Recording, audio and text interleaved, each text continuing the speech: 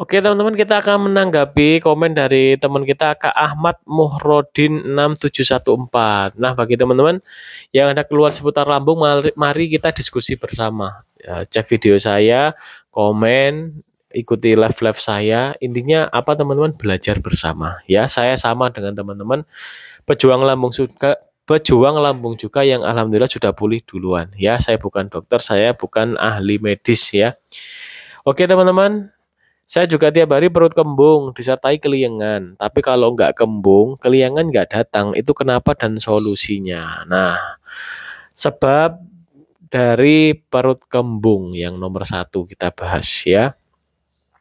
Perut kembung itu, Kak Ahmad ya, itu disebabkan oleh asam lambung kita yang kurang asam. Ya, jadi pH-nya ya, yang harusnya pH di 1 sampai 3 itu pH-nya di 5, 6, 7 gitu. pH-nya normal atau basah gitu ya, sehingga kembung tidak bisa mencerna makanan. Bisa jadi makanan itu sudah mulai kemarin, bisa jadi makanan baru aja tidak bisa langsung dicerna. Umumnya kembung itu biasanya loh ya, teman-teman kita itu mengalami kembung itu sore. Kalau nggak sore malam, kan pagi sampai siang makan normal aja, kemudian nggak bisa dicerna dengan maksimal sehingga sore kembung, malam kembung biasanya gitu. Nah, kenapa pada saat kembung keliengan hadir? Nah, ada efeknya dengan bakteri baik yang ada di usus. Ya, ketika penyerapan nutrisi tidak maksimal akibat asam lambungnya kurang asam ya, otomatis ya penyerapan sari-sari makanan di usus juga ya itu mengalami gangguan karena minim bakteri baik. Sehingga kita keliengan, efeknya seperti kurang nutrisi.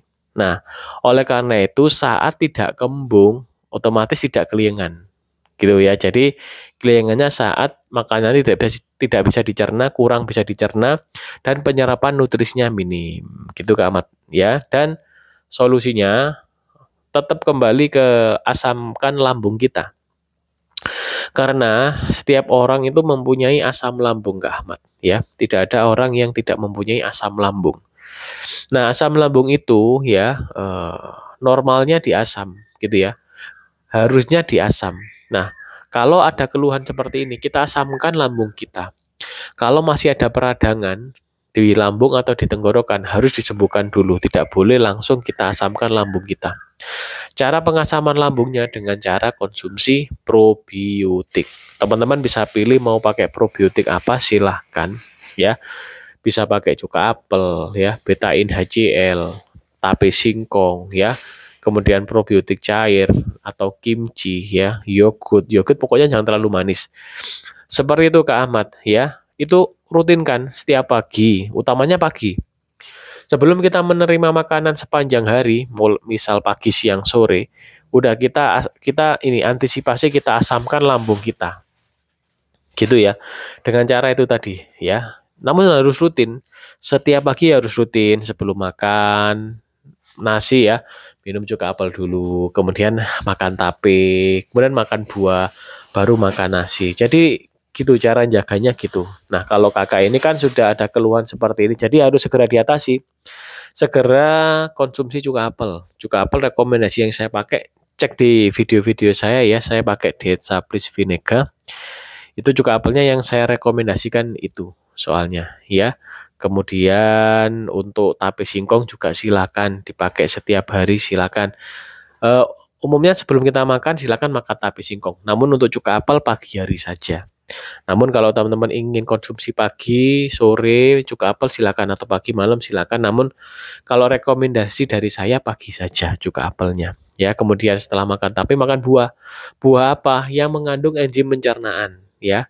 Semisal pisang ya, rutin, tapi harus rutin gitu ya, rutin.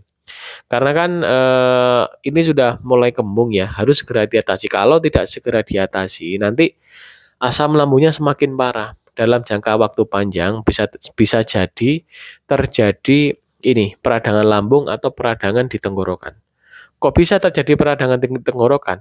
Kalau pH asam lambung kita tidak segera diperbaiki dalam jangka waktu panjang, umumnya nanti akan terjadi GERD. GERD itu katupnya terbuka karena asam lambungnya itu kondisinya tidak asam sehingga kondisinya basah ya. Itu otomatis biasanya katupnya terbuka. Itu biasanya gitu. sebagian besar kasus ya. Sehingga nanti kita terasa sesak di dada, mulut asam, terkadang juga panas di dada. Kalau udah panas di dada itu bukan gas asamnya yang naik, namun cairan asamnya. Tenggorokan kita tidak didesain untuk menerima keasaman yang sangat asam. Tapi lambung kita itu didesain untuk menerima keasaman yang sangat asam. Di pH 1 sampai 3 itu seperti itu ya, dari desainnya tubuh kita seperti itu. Nah, oleh karena itu sebelum kakak mengalami peradangan, mari segera diantisipasi dengan cara apa? Konsumsi probiotik sebelum makan dan sementara hindari dulu nih makanan-makanan yang susah dicerna oleh asam lambung kita. Contohnya, makanan berprotein tinggi ya, semisal seperti daging sapi, daging kambing itu sulit diolah. Jadi itu hindari dulu. Kalau ayam boleh, telur rebus boleh ya. Kemudian hindari juga makanan bertepung terigu, gluten ya. Kemudian hindari juga makanan berlemak, soto rawon, kuah bakso dan lain-lain ya. Kemudian hindari juga susu tidak boleh ya, tinggi lemak juga, keju tidak boleh, berarti mie bakso juga tidak boleh ya, gorengan kerupuk juga tidak boleh, gorengan tahu ya gorengan itu ya, seperti itu tidak boleh. Makanan yang digoreng itu nanti cenderung berlemak, lemaknya bahkan lemak trans, itu sulit diolah oleh lambung kita. Jadi kalau bisa sih makannya rebus-rebusan, namun kalau memang sangat bosan sekali silakan makan yang digoreng, namun yang digoreng harus ikan atau telur. Syaratnya pakai minyak yang baru dan minyaknya sedikit aja, jangan banyak-banyak. Kalau makanan yang digoreng pakai minyak baru itu masih tidak terjadi lemak trans. Kalau udah berkali-kali itu baru terjadi minyak trans seperti itu. Gitu Kak ya, saran dari saya untuk komen dari Kak Ahmad, semoga bermanfaat dan semoga menambah wawasan, karena intinya di akun ini kita belajar bersama. Jadi kakak bisa komen lagi ya kalau kurang puas dengan jawaban saya, nanti saya balas lagi. Kalau komennya bisa saya balas sedikit, saya akan balas dengan tulisan. Kalau memang banyak, saya balas dengan video. Dan mohon maaf kalau komennya belum sempat saya balas dengan video ya. Jadi mohon bersabar saja ya. Oke teman-teman, seperti itu ya. Sebabnya Kak Ahmad barangkali ini ya berkenan untuk segera memperbaiki asam lambungnya, karena nanti asam lambung itu manfaatnya banyak sekali ya. Karena kakak masih belum mengalami sensasi lain ya. Sensasi lain tuh banyak banget, anxiety, kemudian nyeri dada kiri, kemudian kelingan itu termasuk sensasi, namun masih satu ya. Kemudian ada lagi otot-otot nyeri, punggung bisa, kemudian sesak nafas itu yang sangat umum itu sesak nafas, sama jantung berdebar, dada berdebar gitu. Kemudian kaki dingin juga ada, dan berbagai macam sensasi lainnya, sinusitis, mata buram, telinga berdengung. Banyak banget Kak Ahmad, itu disebabkan dari satu saja, lambung kurang asam. Gitu ya Kak Ahmad ya. Sekian dari saya ya.